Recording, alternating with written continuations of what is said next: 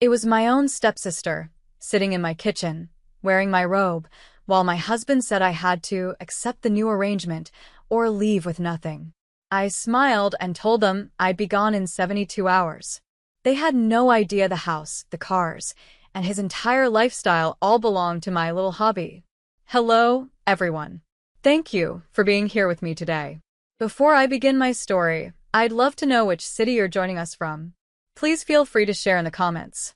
Now, let me take you into the story. My name is Heather. I am 34 years old, and 2 weeks ago, my life as I knew it ended in a kitchen in Austin, Texas.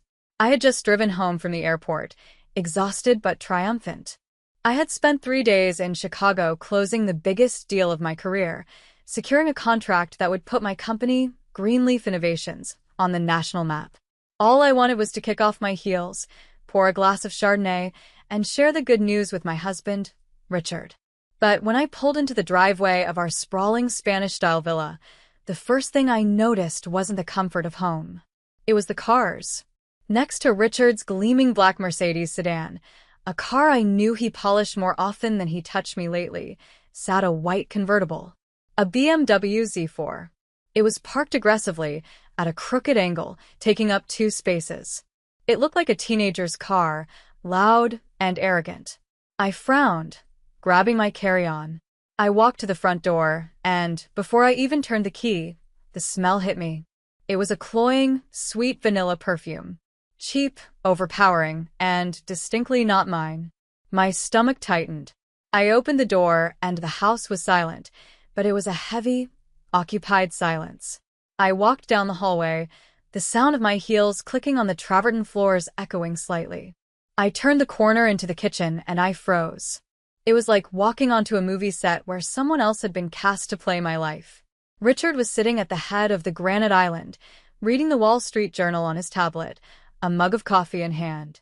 Standing at the stove, humming a tune I didn't recognize, was a woman.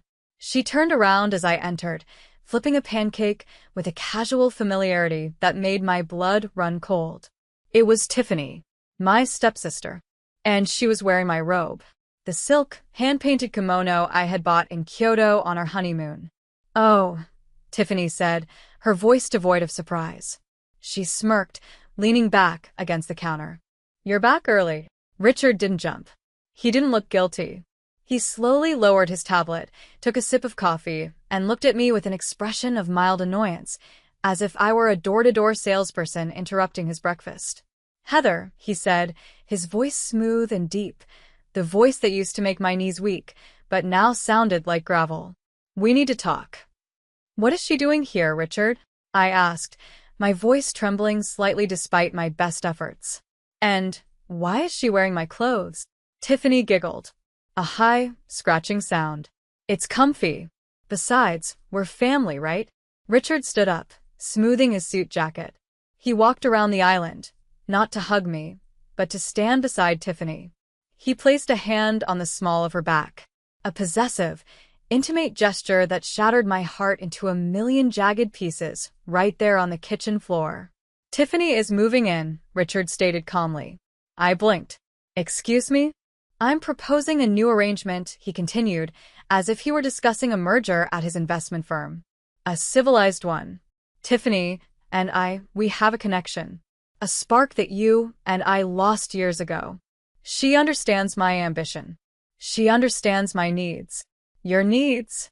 I repeated, looking from him to Tiffany, who was now inspecting her manicured nails, looking bored. "Precisely," Richard said. "So, here are your options. You can accept the situation. You can stay here, in the guest wing. We can coexist.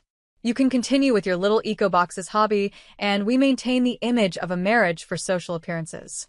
Or," he paused for dramatic effect, a cruel smile playing on his lips. "Or you can leave.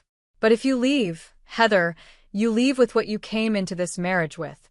Which, as per our ironclad prenup, and considering your lack of financial contribution to this household over the last 5 years, is essentially nothing." Nothing. The word hung in the air. He thought I had nothing. He thought the house, the cars, the country club membership, the life we lived, he thought it was all his because he was the big, bad investment banker, and I was just the wife with a small business. I looked at Tiffany. She was beaming now, a predator looking at a wounded gazelle. "Don't be difficult, Heather," she said. "Richard needs a woman who actually supports him, not someone who smells like recycled cardboard." A fire ignited in my chest. It wasn't rage. It was something colder, something clearer. I looked at the granite countertops I had paid for. I looked at the high-end appliances I had selected. I looked at the man I had loved for 10 years, standing there, betting everything on my weakness. He expected tears. He expected screaming. He expected me to beg to stay in my own home. Instead, I felt the corners of my mouth twitch upwards. "Okay," I said softly. Richard blinked, confused. "Okay. You've made your position clear," I said, my voice steady, sharp as a diamond cutter. "I'm not interested in a crowd, Richard. I'll be out in 72 hours. I turned around, gripping the handle of my suitcase until my knuckles turned white. 72 hours? Richard called after me, a hint of mockery returning to his voice. "Good. Leave the keys on the counter when you go. And try not to scratch the floors with your luggage." I didn't look back. I walked up the stairs, my heart hammering a rhythm against my ribs. It wasn't fear. It was adrenaline. They thought they had won. They thought they were the kings of the castle. They had absolutely no idea that the castle, the moat, and the very ground they stood on belonged to the woman they just evicted. As I reached the landing, I pulled out my phone. My hand wasn't shaking. I unlocked the screen and dialed a number I had saved for emergencies, a number I prayed I'd never have to use. "Patricia," I whispered when the line clicked open. "It's time. Execute the plan." The moment I turned my back on them in that kitchen, I didn't just walk away from my marriage. I walked into a war. And unlike Richard, I didn't fight with ego. I fought with receipts. If you are listening to this and you have ever felt the sting of betrayal, if you want to see exactly how I turned the tables on the two people who tried to destroy me, please do me a huge favor.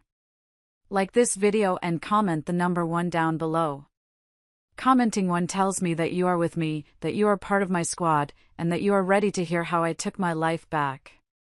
Your support means everything to me. Go ahead, comment 1, and let me tell you how this all began. To understand why Tiffany stood in my kitchen with that triumphant smirk, you have to go back. You have to understand that this wasn't just about stealing a husband. This was a heist that had been in the planning stages for 20 years. My life was painted in bright, vibrant colors until I was 8 years old. My mother was an artist, a gentle soul who smelled of turpentine and lavender. She taught me that beauty was in the details, in the things most people overlooked. But then, ovarian cancer swept through our home like a hurricane, and within 6 months, the colors faded to gray. She was gone. My father, Thomas, was a good man, but he was weak. He couldn't handle the silence of a grieving house. 2 years after Mom died, he brought Linda home. And with Linda came Tiffany. Tiffany was a year younger than me, a blonde, blue-eyed doll with a heart made of cold stone. From the moment they moved in, the dynamic was set. Linda was the loud, demanding matriarch who believed her daughter was a princess in waiting. My father, desperate to keep the peace and terrified of being alone again, folded like a cheap card table. "Heather, be the bigger person," he would say. "Heather, share your toys. Heather, she's your sister now." But she wasn't my sister. She was my tormentor. The pattern was established early. If I had a doll, Tiffany wanted it. If I got it, she broke it. But the moment I confronted her, the waterworks would start. She could cry on command, big, fat tears that rolled down her cheeks while she looked at my father with wide, innocent eyes. "I didn't mean to," she would wail. "Heather is being mean to me." And I would be the one sent to my room. The incident that seared this into my soul happened when I was 12. I had spent months working on an art project for the state junior competition. It was a mixed-media portrait of my mother, made from dried flowers and watercolor. It was the first time I had felt connected to her since she died. I poured my grief and my love into that canvas. The night before the submission, I left it drying on the dining room table. I woke up to a scream. I ran downstairs to find Tiffany standing over my project. A pitcher of grape Kool-Aid lay overturned on the table. Purple liquid soaked the dried flowers, bleeding into the watercolor, turning my mother's face into a bruised, unrecognizable mess. My heart stopped. I couldn't breathe. I just stared at the ruin of my hard work. It was an accident. Tiffany screamed before I could even speak. She looked at Linda, who had rushed in. I was just trying to look at it because it was so pretty, and I slipped. Linda immediately pulled Tiffany into a hug. "Shoo, it's okay, baby. It's just a painting. Just a painting." My father stood there, looking at the purple mess, then at me. I waited for him to yell. I waited for him to defend me. I waited for him to see the smirk that flashed across Tiffany's face buried in Linda's shoulder. "Heather," my dad sighed, rubbing his temples. "You really shouldn't have left it out in a common area. You know how clumsy Tiffany can be." That was the moment I learned the most important lesson of my life: justice isn't given. It has to be taken. And silence is the only shield you have when you are surrounded by people who refuse to hear you. I stopped arguing. I stopped crying. I started locking my door. I started hiding my achievements. When I got straight A's, I tucked the report card in my drawer. When I won a local essay contest, I didn't tell a soul. I realized that anything I loved, Tiffany would try to destroy, and Linda would hand her the hammer, and my father would look away. By the time I left for college, I had built a fortress around myself. I was independent, fierce, and incredibly guarded. I thought I had escaped them. I thought I was free. Then I met Richard. I was a junior at UT Austin, studying business and environmental science. He was a senior, a scholarship kid from a rough neighborhood in Houston who wore scuffed shoes but had a smile that could light up a stadium. He was hungry for success, driven, and seemed to understand what it meant to build something from nothing. I fell for him hard. He didn't know about the inheritance my mother had left me, a small trust fund I was saving for a down payment on a future life. He just saw Heather, the girl in the library who shared his notes. When I started my company, Greenleaf, in my dorm room, Richard was the one who helped me carry the heavy boxes of prototypes. We sat on the floor, eating cheap pizza, dreaming of the future. "We're going to take over the world, Heather," he told me, kissing my forehead. "You and me. Power couple." I believed him. I believed I had finally found someone who was on my team. Someone who wouldn't pour Kool-Aid on my dreams. I was so wrong. I didn't see that Richard had a hole inside him, a void of insecurity that no amount of love could fill. I didn't see that he didn't love me. He loved the way I looked at him. He loved having a cheerleader. And I certainly didn't anticipate that the insecure boy from Houston would grow up to be a man who craved validation so desperately that he would seek it in the arms of the one person who knew exactly how to push my buttons. But back then, I was in love. And love, as they say, makes you blind to the red flags, even when they are waving right in your face. The early years of our marriage were a blur of grinding hard work. While Richard climbed the ladder at a mid-tier investment firm, putting in 80-hour weeks to prove he belonged among the country club set, I was building Greenleaf from the ground up. My business wasn't sexy. It wasn't a fashion line or a tech app. I designed and manufactured biodegradable packaging for the medical and food industries. Think compostable sterile wraps for surgical tools and plant-based containers for restaurant chains. It was unglamorous, technical, and incredibly lucrative. But I hid the scale of it. This was a deliberate choice, rooted in my childhood trauma with Tiffany. I had learned that shining too bright attracted predators. So, to Richard, Greenleaf was my little business. I let him see the struggles, the late nights, the supply chain issues, but I downplayed the victories. When I landed my first six-figure contract with a hospital network, I took Richard out to dinner. "How did it go?" he asked, swirling his red wine, his eyes scanning the room to see who else was dining at the steakhouse. "Good," I said, smiling. "We got the account. It'll help cover the overhead for the next few months." "That's great, babe," he said dismissively, patting my hand. "Every little bit helps." Speaking of accounts, I just moved a $5 million portfolio for the Henderson family today. Now that is a win. "That's amazing, Richard," I said, and I meant it. I was proud of him. But a small voice in my head warned me not to correct him, not to tell him that my overhead coverage was actually a net profit larger than his annual bonus. Richard's ego was fragile. He needed to be the provider. He needed to be the big man. He had grown up with nothing, and now that he was wearing Italian suits, he needed to feel like he was the one rescuing me from mediocrity. So I let him. I set up a complex financial structure. I paid myself a modest salary that went into our joint checking account, enough to buy groceries, pay for my own clothes, and contribute to vacations. But the bulk of Greenleaf's profits stayed in the company or went into a diversified portfolio of assets held by an LLC that didn't carry my name directly. When we bought our house, the beautiful Spanish villa in the hills, Richard was stressing about the mortgage rates. "I don't know if we should stretch this far, Heather," he said, looking at the listing. "It's $3 million. The monthly payments will be tight." "I have some savings from Mom's trust," I lied smoothly. "And the business had a decent quarter. Why don't we do this? I'll handle the down payment and the mortgage through my business account as a tax write-off for a home office deduction. You handle the utilities, the club memberships, and the lifestyle stuff.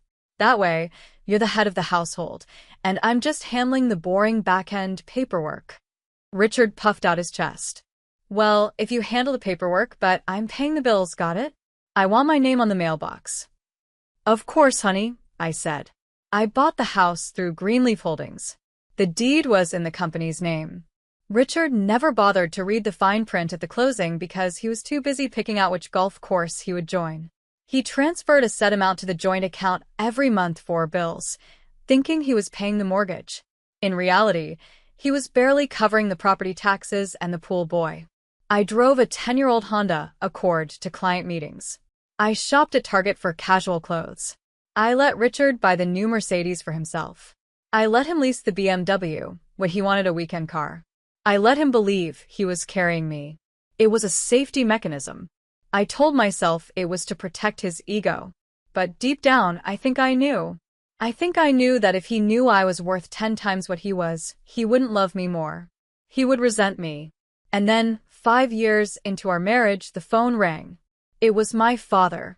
"Heather," he said, his voice heavy with that familiar, guilt-inducing tone. "It's Tiffany. She's in trouble." My stomach dropped. "What happened? Is she hurt?" No. She lost her job." "Again?" I sighed, rubbing my temples.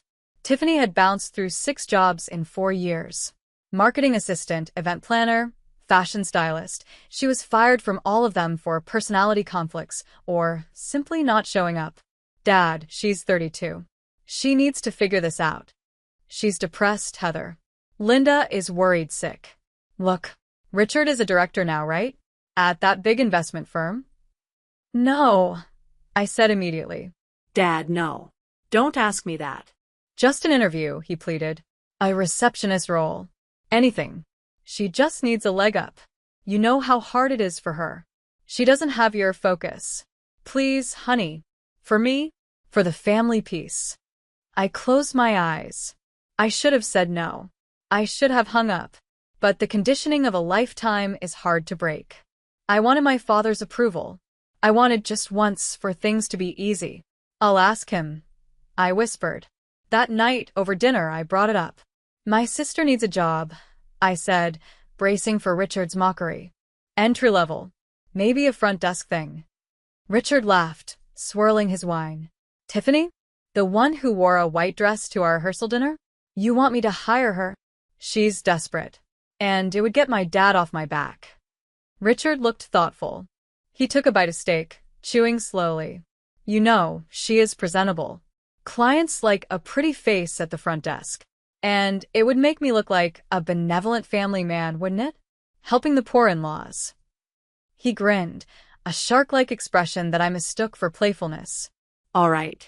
Send her in. But if she messes up, I'm firing her, and you're dealing with Linda. Deal, I said. I thought I was solving a problem. I thought I was being a good daughter and a supportive wife. I didn't realize I had just unlocked the front door and invited the wolf right into the living room. Tiffany started working at Sterling and Moss 2 weeks later. I expected her to quit within a month.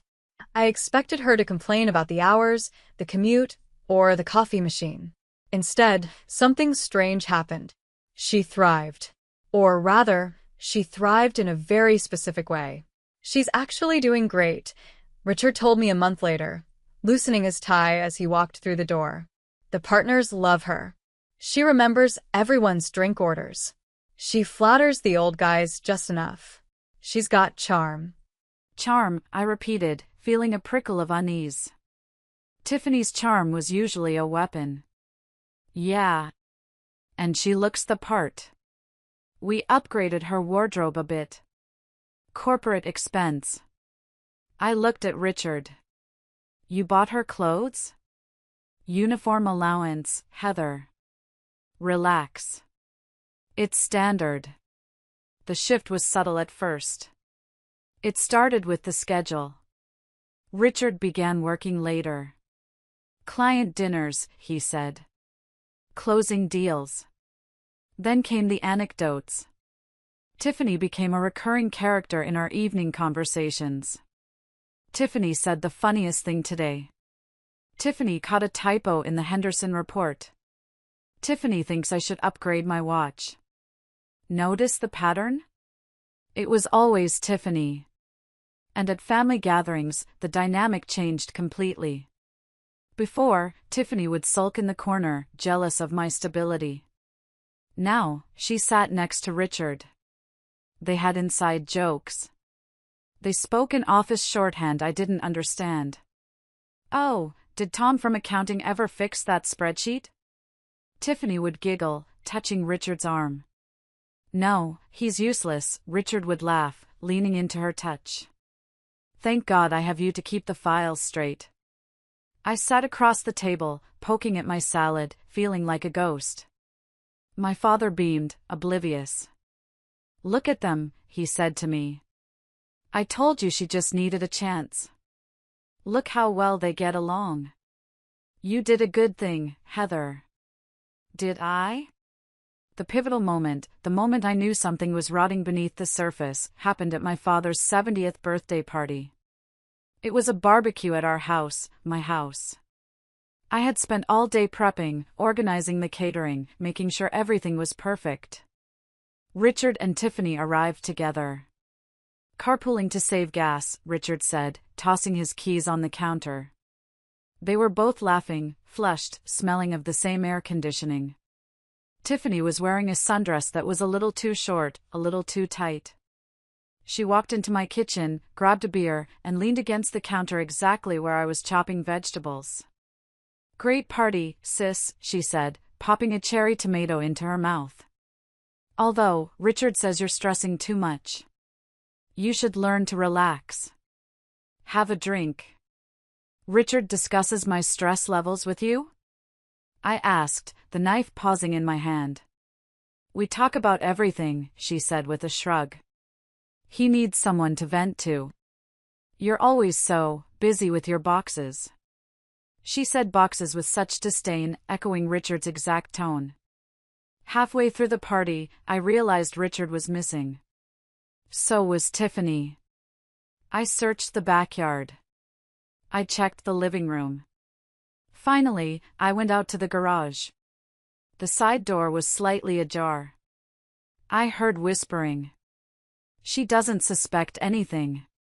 She's clueless. That was Tiffany's voice. She's just focused on her little world. Don't worry about her. That was Richard. My heart hammered against my ribs. I pushed the door open. They were standing by Richard's Mercedes. Not kissing. Not embracing. Just standing close. Too close. The intimacy was in the air, thick and humid. They jumped apart when they saw me. "What are you doing?" I asked, my voice shaking. "Jesus, Heather." Richard snapped, his face flushing red. "Don't sneak up on people. We were just looking at the scratch on the bumper. Tiffany thinks she might have dinged it with her purse." "In the dark?" I asked. "With the lights off?" "It's not dark," Tiffany said quickly, brushing her hair back. Her lipstick was slightly smudged at the corner of her mouth. "We were just coming back inside." "God, why are you so paranoid?" I looked at Richard. I waited for him to reassure me. I waited for him to come to my side. Instead, he rolled his eyes. "Don't start a scene, Heather. It's your dad's birthday. Stop being so insecure. It's unattractive." He walked past me, back into the party. Tiffany followed him, shooting me a look that wasn't fear. It was pity. I stood alone in the garage, the smell of gasoline and expensive cologne filling my nose. I knew. Deep down, I knew. But I didn't have proof. And in my world, the world of business contracts and legal definitions, knowing isn't enough. You need evidence. That night, as I cleaned up the party trash alone while Richard slept off the beers, I made a decision. I stopped crying. I went into my home office, locked the door, and opened a new folder on my laptop. I named it Project Justice. If they wanted to treat me like a fool, I would play the fool. But I would be the most dangerous fool they had ever met. For the next 3 months, I played the role of the dutiful, oblivious wife perfectly. I cooked dinner. I asked about Richard's day. I smiled when he talked about how indispensable Tiffany was becoming at the office.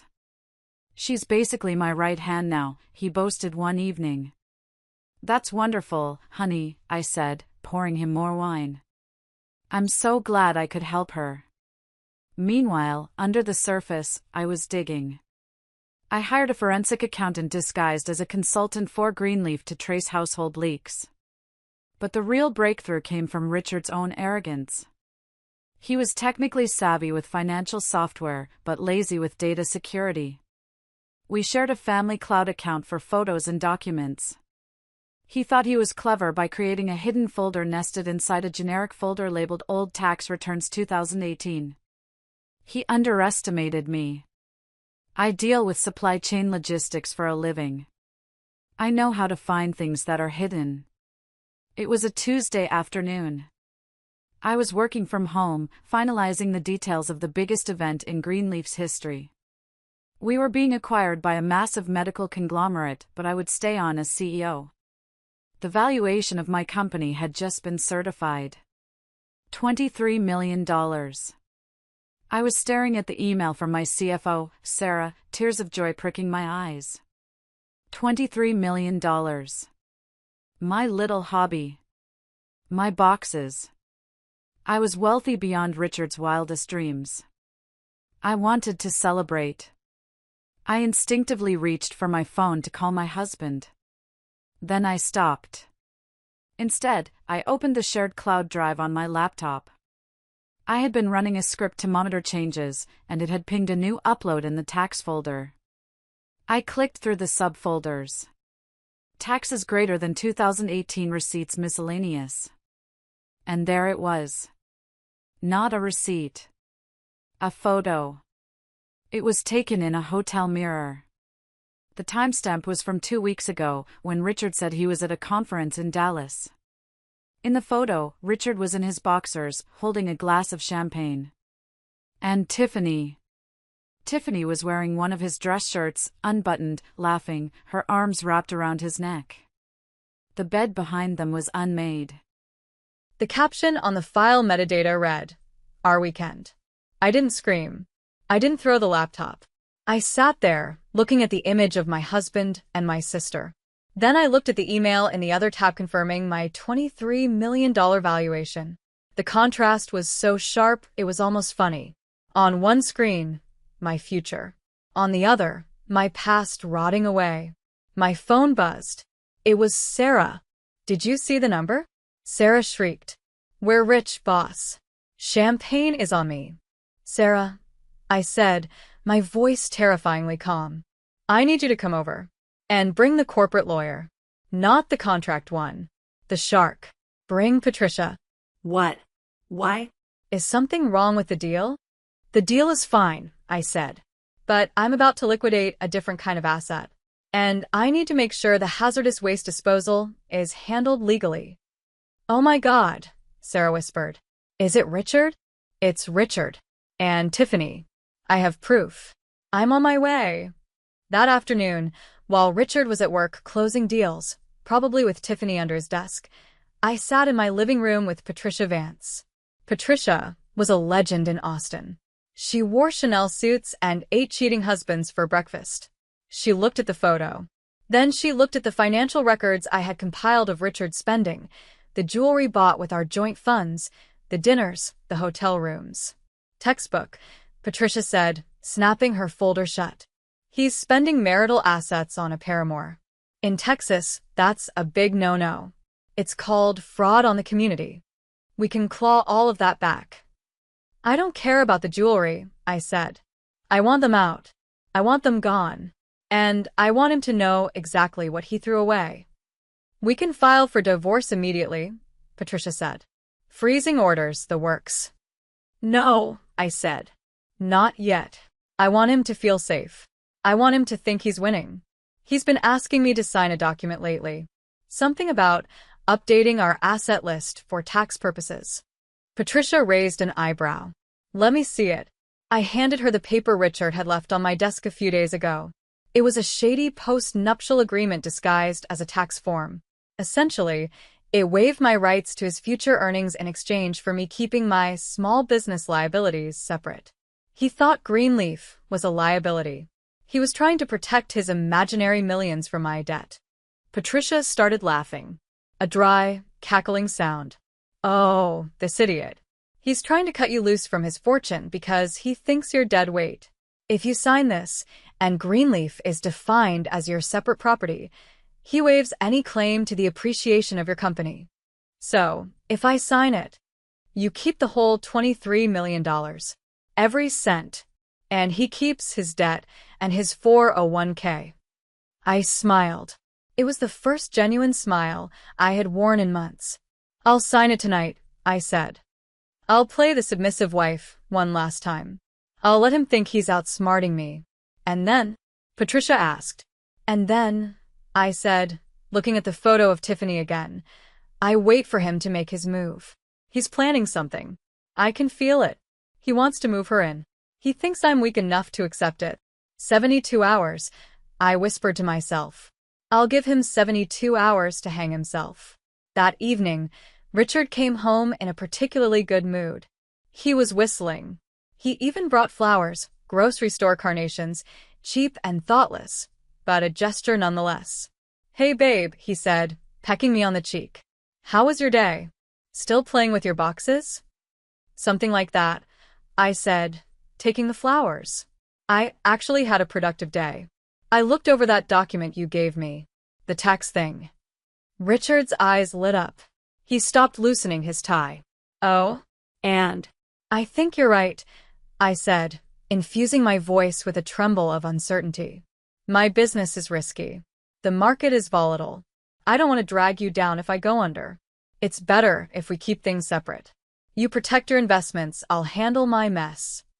Richard tried to hide his excitement, but I saw his hands shake slightly. "I think that's very mature of you, Heather. It's for your protection, too." "Really?" He pulled the document out of his briefcase. He had it ready. of course he did. I sat at the kitchen table. He handed me a pen. "Just sign right there," he said, pointing to the line. My pen hovered over the paper. In his mind, I was signing away my claim to his precious investment banker salary. In reality, I was signing a death warrant for his financial future. I was locking the vault to the Greenleaf fortune and swallowing the key. I signed. Heather Gablehays. Done, I said. Richard snatched the paper away, checking the signature. He let out a breath he had been holding. Great. I'll file this tomorrow. You're doing the right thing, honey. He was so happy. He looked like he had just won the lottery. The irony was so thick I could choke on it. So, he said, pouring himself a scotch. Since we're clearing the air and making new starts, I wanted to talk to you about something. Here it comes. What is it? Tiffany, he said. She's having a hard time. Her roommate is kicking her out. Linda is driving her crazy. She needs a place to stay for a while. My heart hammered, but I kept my face neutral. Here, Richard, we have a guest room, but not just a place to stay, Richard interrupted. I was thinking she helps me so much with work. It makes sense for her to be closer. And frankly, Heather, I think having her here would be good for us. Good for us? Yes. You're always so tired, so stressed with your business. Tiffany brings energy. She's fun. She could help you around the house. Cook, clean. It would be like a modernized family arrangement. He was testing the waters. He wasn't fully admitting the affair yet, but he was laying the groundwork for a harem. He wanted his wife to pay the bills and keep up appearances, and his mistress under the same roof to amuse him. He thought I was desperate enough to agree. I need to think about it. I stammered, playing the part. Don't take too long, Richard said, his voice hardening just a fraction. I already told her she could bring some boxes over this weekend. He walked away, heading to his study to call her. To tell her the old ball and chain was bending to his will. I sat in the kitchen, the signed post-nup agreement still on the table, where he'd left a copy. I looked at my phone. I had a text from Sarah. Sarah, the wire transfer is scheduled. The trust is funded. By Friday, you will be liquid and untouchable. Friday.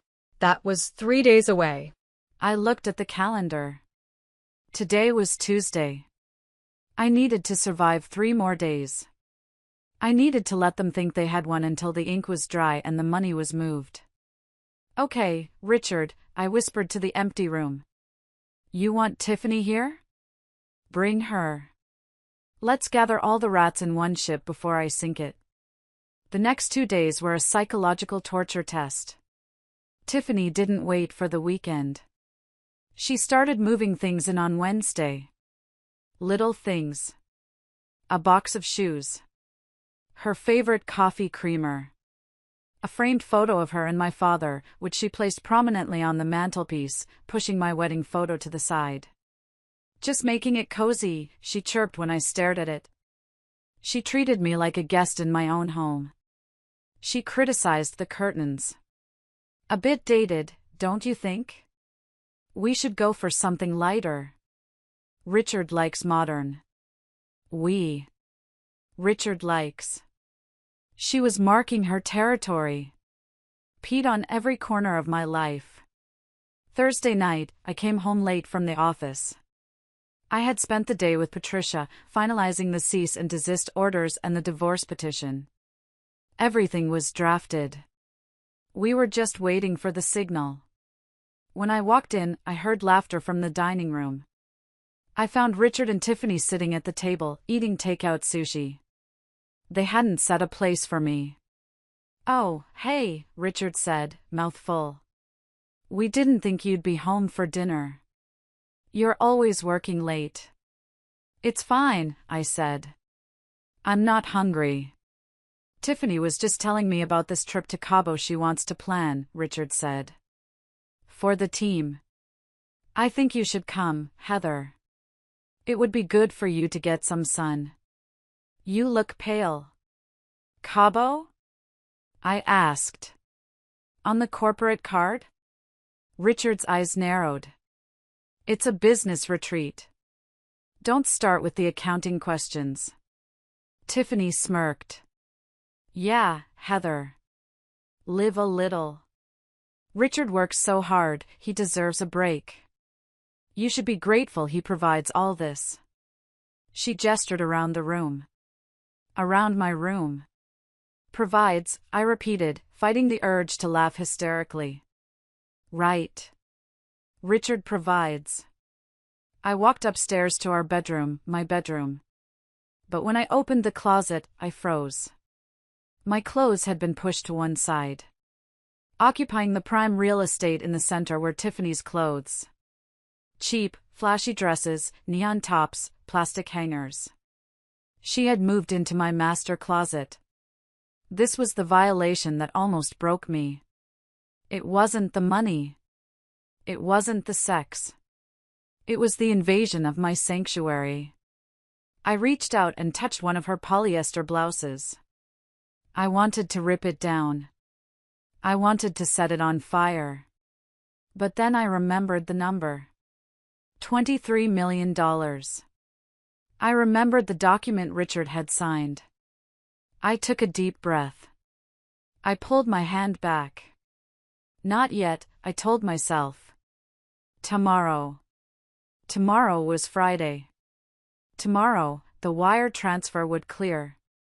Tomorrow, the 72-hour clock Richard had unknowingly started would begin to tick down to my deadline, not his. I packed a small bag. Just essentials. My jewelry, the pieces I bought myself, my passport, the hard drive with my business backups. I hid the bag in the back of my car. I went back downstairs. I'm going to bed, I announced. In the guest room, right? Richard said, not looking up from his phone. Tiffany and I have some late-night work to do on the Henderson file. We need the space. He was kicking me out of my own bed. In my own house. For my stepsister. It was so blatant, so grotesque, that it transcended anger. It became pure, crystallized hatred. Sure, I said. The guest room is fine. I slept in the guest room. I listened to the murmurs and giggles coming from the master suite down the hall. I stared at the ceiling, counting sheep. But the sheep turned into lawyers, and the lawyers turned into wolves, and the wolves were eating Richard alive. I slept like a baby. Friday morning. The day of the confrontation. The day the story began. I woke up early, dressed in my sharpest power suit, and drove to the office.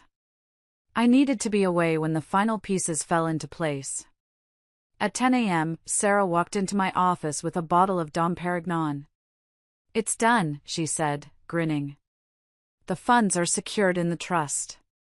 The LLC ownership transfer is recorded. Greenleaf is legally untouchable. And that post-nup Richard signed? We filed it at the courthouse at 8 a.m. sharp. I let out a long, shuddering breath. So he has nothing? He has his salary, Sarah shrugged. And half of the joint checking account. Which, as of this morning, contains exactly $4,000. And the house? The house is owned by Greenleaf Holdings. The cars are leased by Greenleaf Logistics. The furniture is listed as corporate staging assets. Sarah paused, her eyes gleaming. Technically, Richard is trespassing on corporate property. Perfect. I checked my phone. I had a text from Richard. Richard, come home early. We need to settle the living arrangement's final talk. He was going to give me the ultimatum. He was going to deliver the new arrangement speech. I picked up the phone and called Patricia. It's a go, I said. Meet me there in an hour. Bring the papers. And bring a process server. I want it official. I'll be there with bells on, Patricia said. I drove home. The drive felt different this time. The dread was gone. The fear was gone.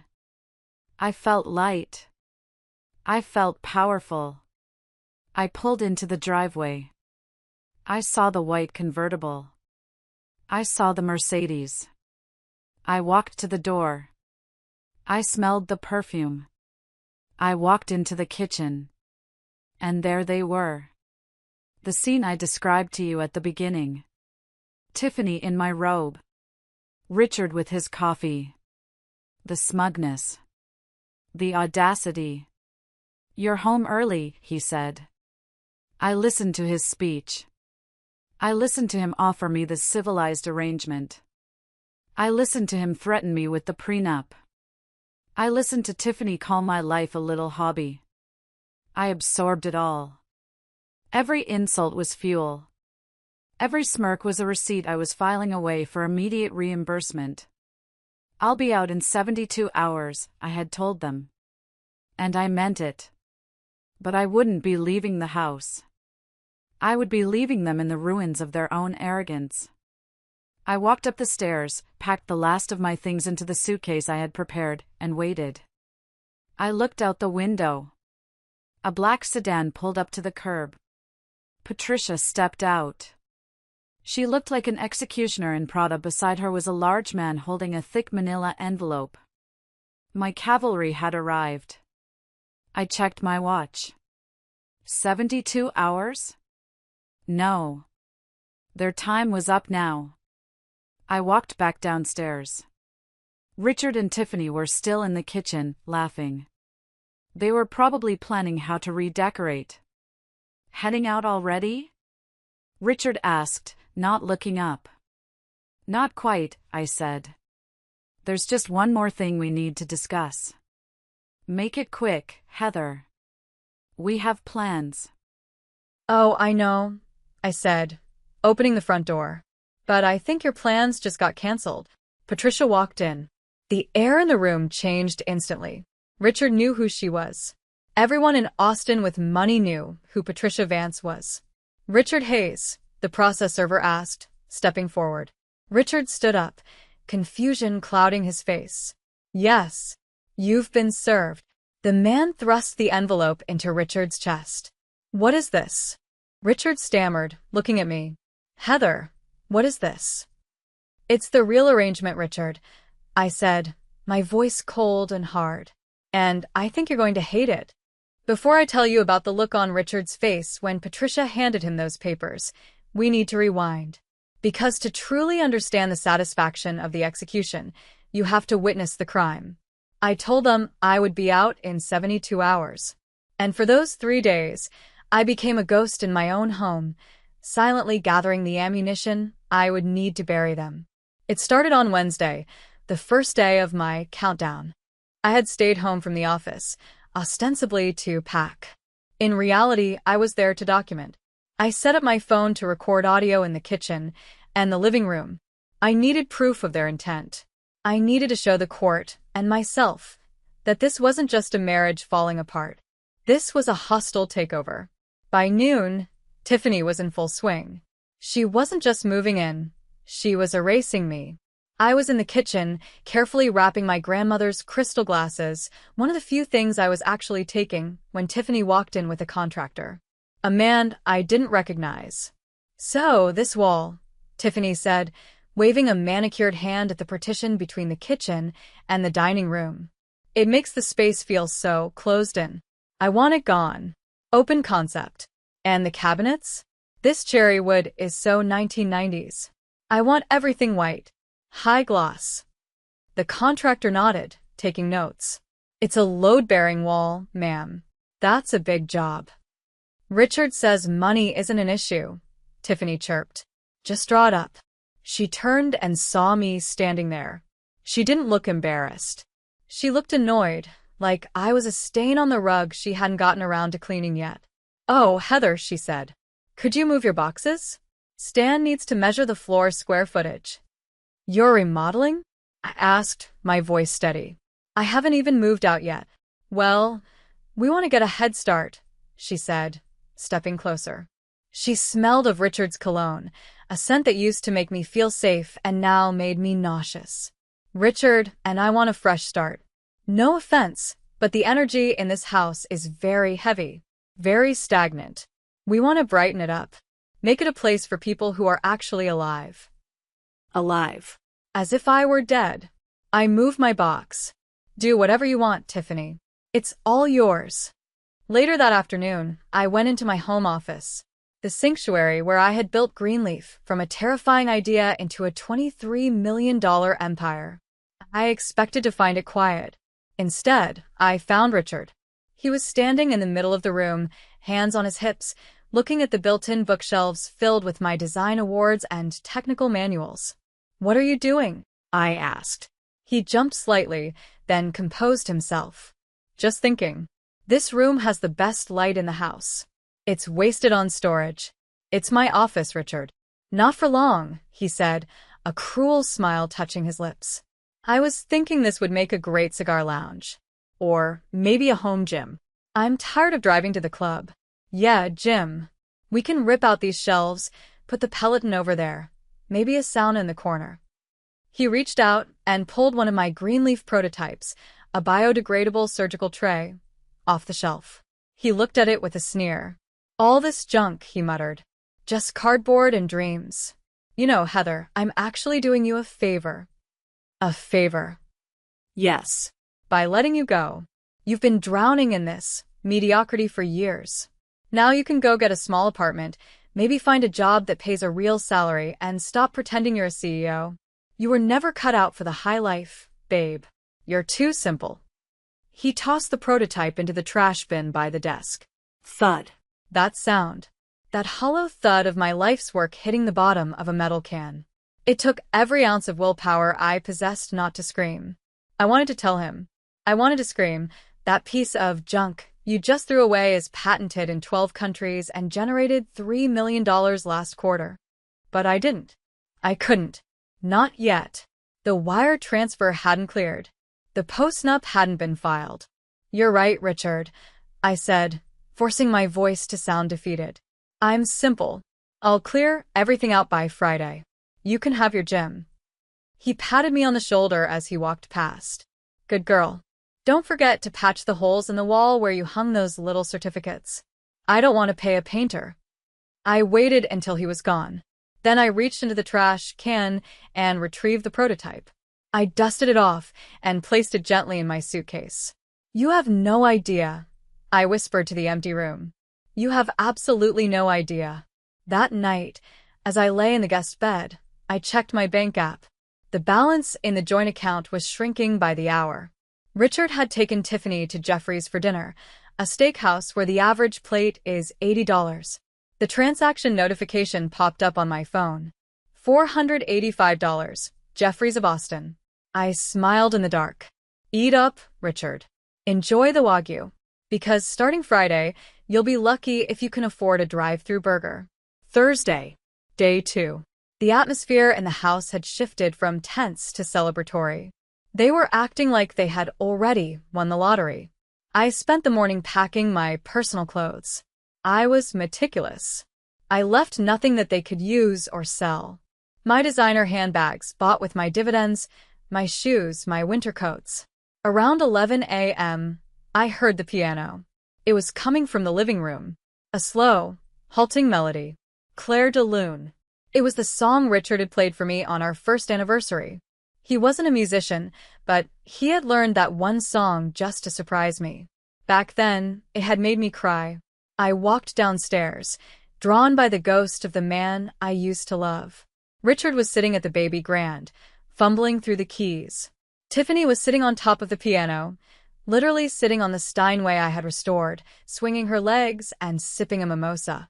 "You're getting better, baby," she squealed. "It sounds so fancy." Richard looked up and saw me. He stopped playing. For a split second, I saw a flash of something in his eyes. Shame? Regret? It was there, fleeting and faint. He looked at me, really looked at me, standing there in my jeans and t-shirt, holding a box of books. "Heather," he said, his voice softer than it had been in months. "That used to be my favorite song," I said quietly.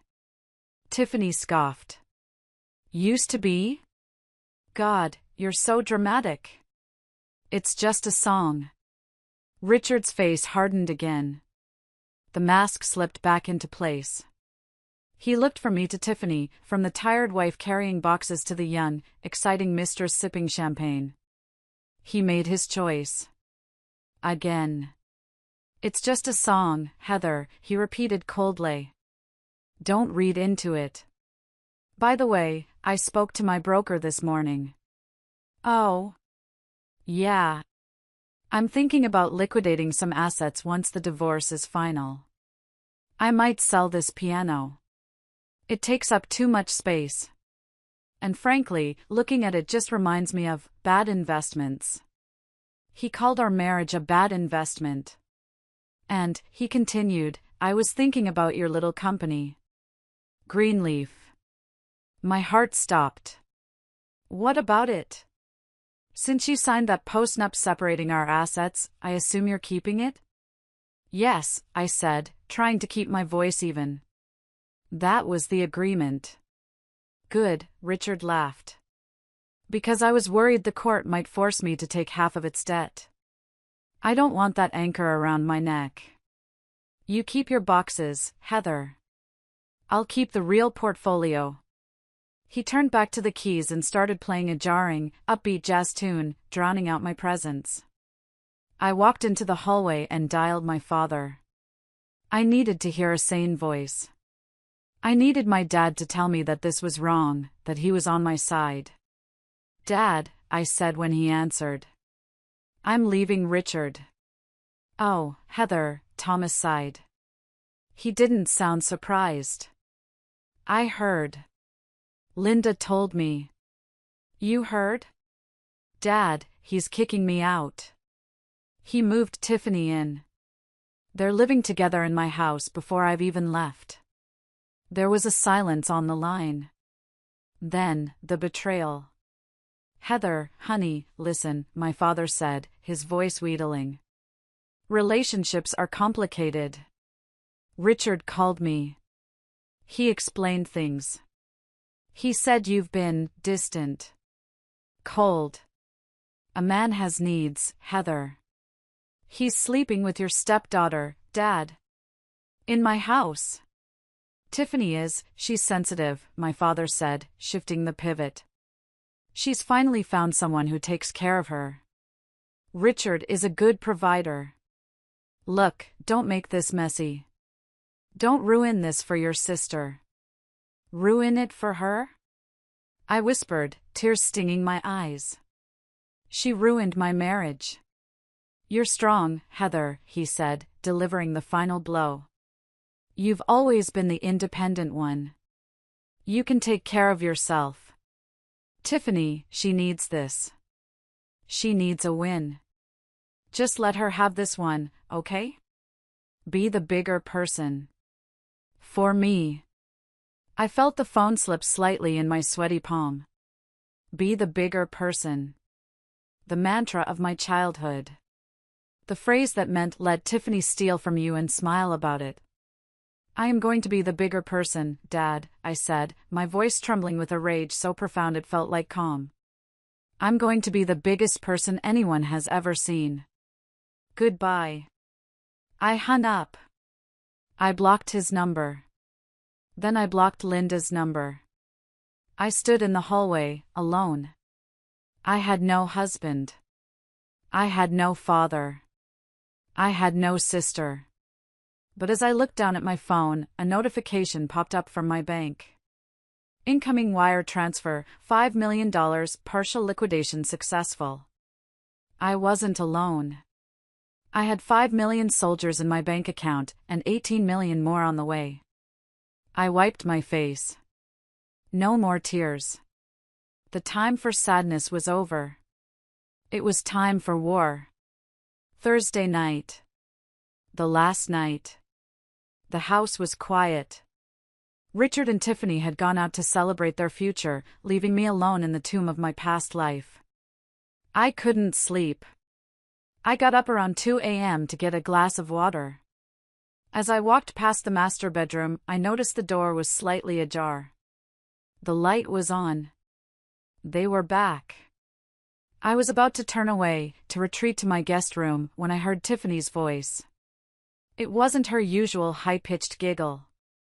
It was a low, purring sound. God, look at this stuff, Richard. Why did she never wear any of this? I crept closer. Through the crack in the door, I saw them. Tiffany was sitting at my vanity table, the antique mahogany one that had belonged to my grandmother. She was going through my jewelry box. Richard was lying on the bed, my bed, watching her with a lazy, satisfied grin. She has no taste, Richard said. She buys things because she thinks she should, but she doesn't know how to carry them. You, on the other hand. Tiffany held up a pair of diamond earrings. These are nice. Are they real? Probably cubic zirconia, Richard laughed. Knowing Heather, she probably got them on sale at a department store. They were vintage Cartier. They were worth more than his car. But then, Tiffany picked up something else. My breath hitched in my throat. It was a small, gold locket. It wasn't expensive. It wasn't flashy. But inside, it held the only existing photo of my mother holding me the day I was born. It was the single most precious object I owned.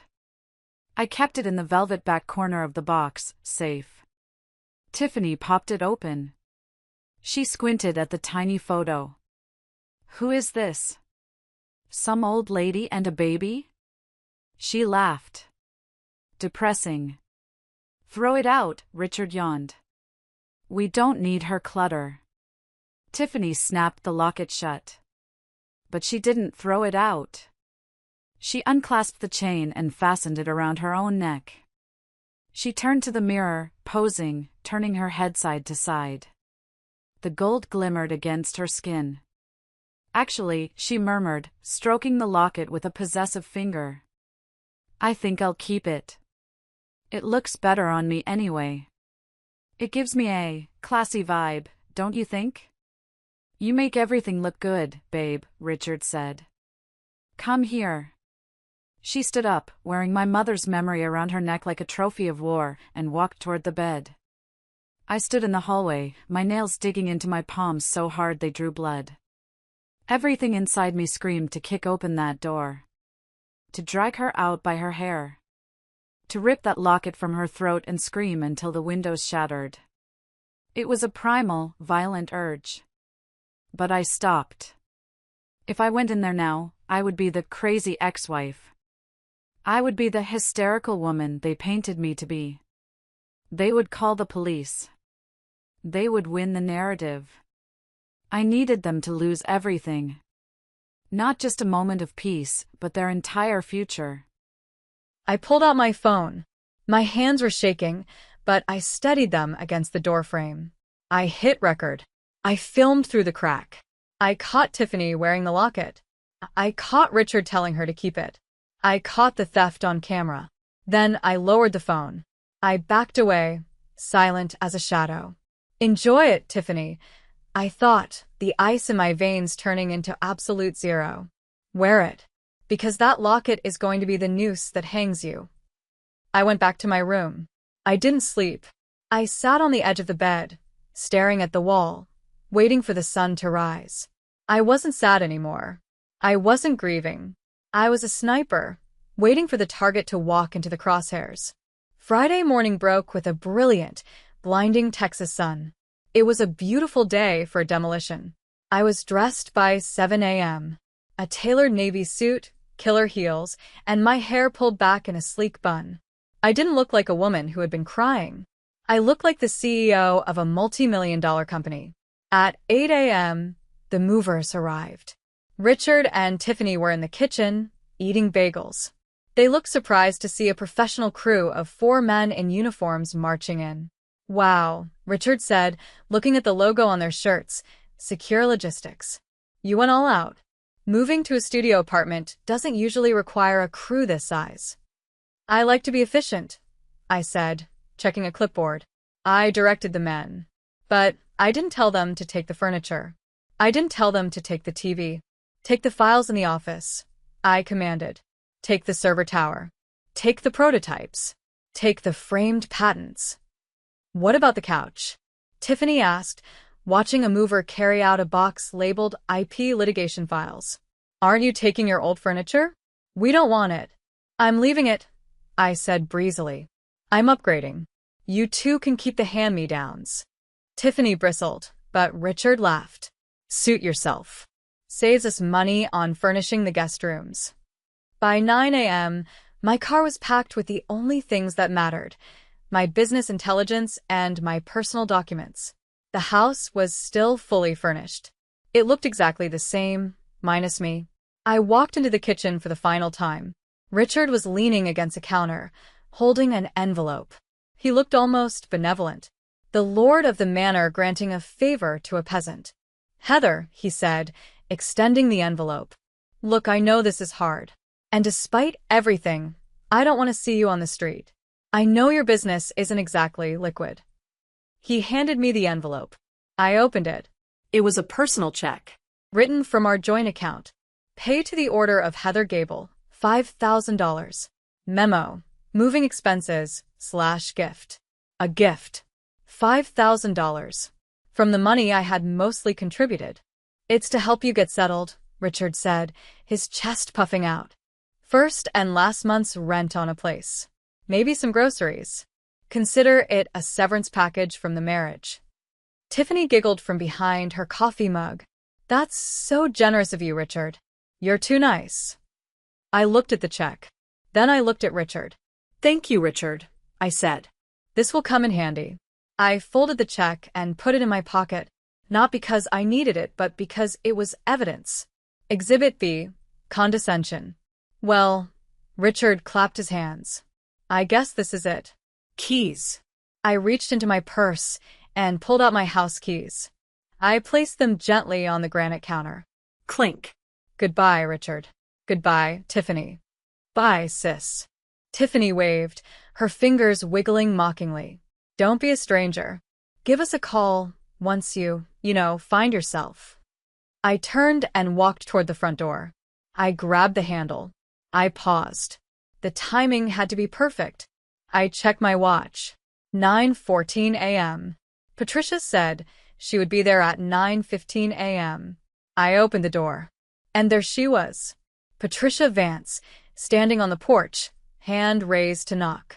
Behind her stood the process server, a large man named Mike who looked like he wrestled bears for fun.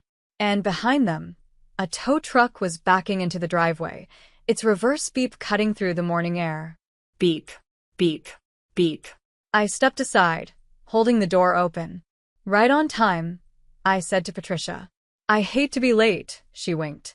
I turned back to the interior of the house. Richard and Tiffany had followed me into the foyer, drawn by the sound of the truck. "What is going on?" Richard demanded, seeing the strangers. "Who are you people?" "Heather, why is there a tow truck in my driveway?" I smiled. A real, genuine, ear-to-ear smile. "I'm not leaving, Richard," I said softly. "But you are." The silence that followed my statement was absolute. It was the kind of silence that happens right before a bomb detonates. Richard looked at me, then at Patricia, then at the large man holding the manila envelope. His brain was trying to process the shift in reality, but it was jamming. He was still operating on the Master of the House software, and I had just installed a virus. "What are you talking about?" Richard laughed nervously. It was a brittle sound. "You're delusional. Stress has finally cracked you." He stepped forward, trying to use his physical presence to intimidate. "Get these people off my property, Heather. Now. Or I'm calling the police." "I think you should call the police," Patricia Vance spoke up. Her voice was like a cello, deep, rich, and commanding. "It might save us the trouble. But first." She nodded to Mike, the process server. Mike stepped forward. He didn't look intimidated by Richard's Italian suit. He looked bored. "Richard Hayes?" Mike asked. "Yes, I'm Richard Hayes." "Who the hell are you? And Tiffany Miller?" Mike looked at the woman cowering slightly behind Richard. "That's me," she squeaked. Mike slapped two thick envelopes into Richard's chest. He had to grab them reflexively to stop them from hitting the floor. "You've been served," Mike said. "Divorce petition for him. Civil lawsuit for alienation of affection and theft for her. And cease and desist orders for both of you regarding the unauthorized occupation of corporate property." Richard stared at the envelopes. He looked like he was holding a venomous snake. "Divorce?" he sputtered. "I know we're getting divorced. I told her to leave. What is this corporate property nonsense?" He ripped open the top envelope. His eyes scanned the first page. I watched the blood drain from his face. It started at his forehead and washed down to his neck, leaving him a pale, ghostly gray. This. His hands started to shake. This says, eviction? He looked up, eyes wild. You're evicting me?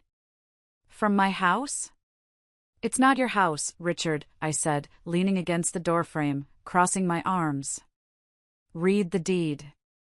I pay the mortgage, he shouted, his voice cracking. I transfer the money every month. It's my name on the mail. You transfer money to a holding account, I corrected him gently. And Greenleaf Holdings LLC pays the mortgage. The deed is in the company name. You are, legally speaking, a tenant at will. And as the CEO of the parent company, I am terminating your tenancy. Effective immediately. Tiffany grabbed Richard's arm. What is she talking about, Richard? You said you bought this house. You said it was yours. Richard shoved her off. Shut up, Tiffany. I'm thinking. He turned back to me, desperation creeping into his eyes. This is a trick. A legal loop. My lawyer will shred this. We have a prenup. What's mine is mine. Patricia stepped forward, her heels clicking sharply on the marble.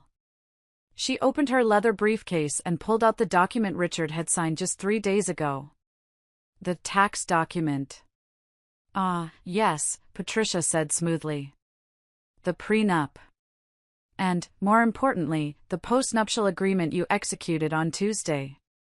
Let's review, shall we? She held up the paper. In this document, you voluntarily waived all claims to Heather's business assets, past, present, and future, in exchange for protection from her liabilities. You defined Greenleaf Innovations and all its subsidiaries as her sole and separate property. Richard's mouth opened and closed. He remembered. He remembered how happy he was to sign it. Well, Patricia continued, it turns out Greenleaf Holdings, which owns this house, is a wholly owned subsidiary of Greenleaf Innovations. Which means, this house is her sole and separate property. You waived your right to it. In writing. Notarized. Filed. Richard looked like he was going to vomit. And the cars? Patricia pointed out the window. Outside, the tow truck driver was hooking chains onto the bumper of the Mercedes. Richard's Mercedes. The symbol of his success. Hey! Richard screamed, running toward the door. Hey! Don't touch that car. That vehicle is leased by Greenleaf Logistics, Patricia called after him. As you are no longer an employee or authorized officer of the company, your insurance is void. We are repossessing company assets. Richard froze in the doorway. He watched as the car was lifted into the air. Then, he saw the second truck backing up toward the BMW. Tiffany shrieked. A high, piercing sound that shattered the morning calm. My car! Richard, they're taking my car. It's not your car, Tiffany, I said. It's a company fleet vehicle. And since you were never actually hired by Greenleaf, you've been driving a stolen vehicle for 6 months. We could press criminal charges. But I'm feeling generous. I'll just take it back. Tiffany ran out onto the porch, waving her arms. Stop! You can't do this. I have my yoga mat in there. I suggest you get it, Mike the process server grunted. Before they tow it to the impound lot. I walked out onto the porch and stood next to Richard. He was trembling. He looked at the tow trucks, then at the papers in his hand, then at me. The arrogance was gone. The master of the universe persona had evaporated. All that was left was a scared, greedy little man who had gambled everything on the assumption that I was stupid. Why? He whispered, his voice hoarse. Why did you do it like this? Because you brought her here, I said, looking him dead in the eye. You could have left, Richard. You could have asked for a divorce. We could have split things fairly. But you had to bring her into my home. You had to humiliate me. You had to try to erase me. I leaned in close, so only he could hear. You wanted a new arrangement? Here it is. You have nothing. You are nothing. And you have exactly 10 minutes to get off my property before Mike here throws you off. The lawn was becoming a spectacle. Neighbors were peeking through their blinds. The tow truck lights were flashing amber against the stucco walls of the house. Richard was hyperventilating. He was trying to find a loophole, any loophole, in the crumbling architecture of his life. The money, he gasped, turning on me. The joint account. I have savings. I have my salary. You can't touch my salary. Patricia Vance smiled. It was the smile of a shark that had just smelled blood in the water. Actually, she said, pulling out another spreadsheet. Let's talk about the marital estate. She handed a copy to Richard and one to Tiffany, who was clutching her yoga mat and crying. According to the forensic accounting we completed yesterday, Patricia began, lecturing as if she were in a courtroom. Richard, you have spent approximately $145,000 of marital funds over the last 2 years on non-marital activities. She looked at Tiffany. Hotels. Jewelry. Dinners. Flights. A BMW lease down payment. Tiffany stopped crying and looked down. Under Texas law, Patricia continued, that is considered dissipation of assets. Constructive fraud. Which means, Heather is entitled to be reimbursed for her half of that money from your share of the remaining estate. So? Richard spat. Take it. I still have my 401k. I have the checking account. The joint checking account, Patricia checked her notes, currently has a balance of $4,200. Half of that is yours. So, $2,100. And the 401k? Richard demanded. I have nearly $300,000 in there. Yes, Patricia nodded.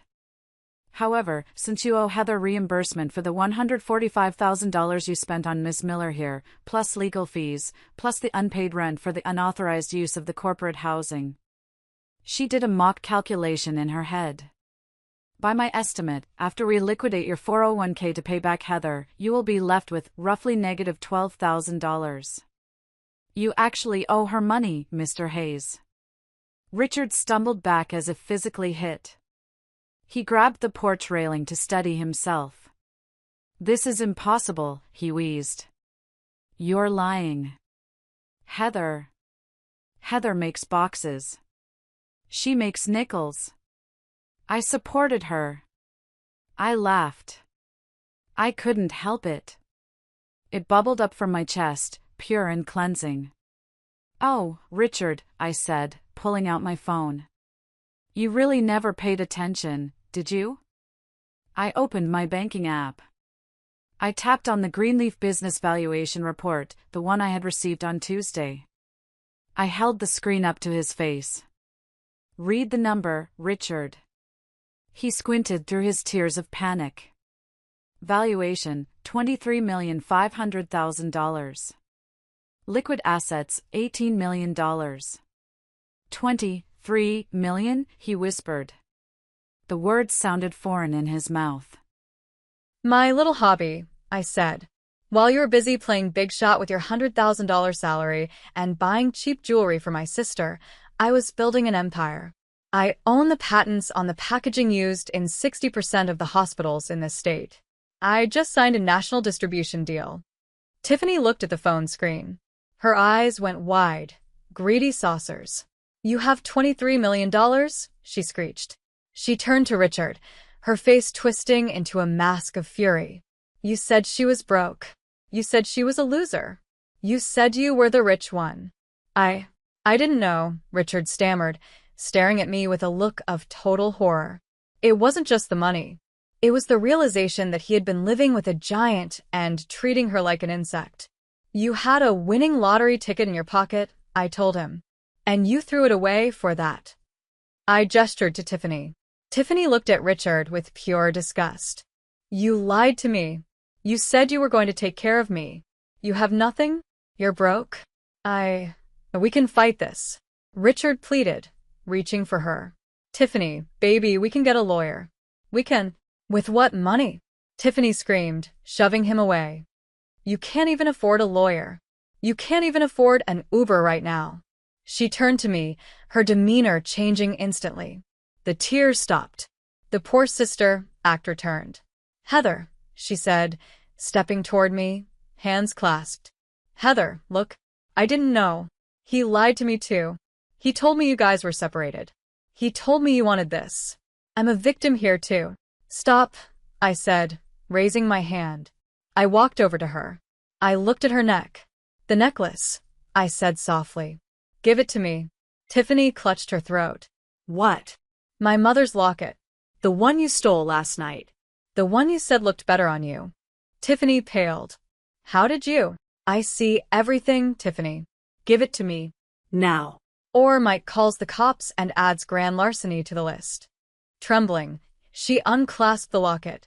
She dropped it into my hand.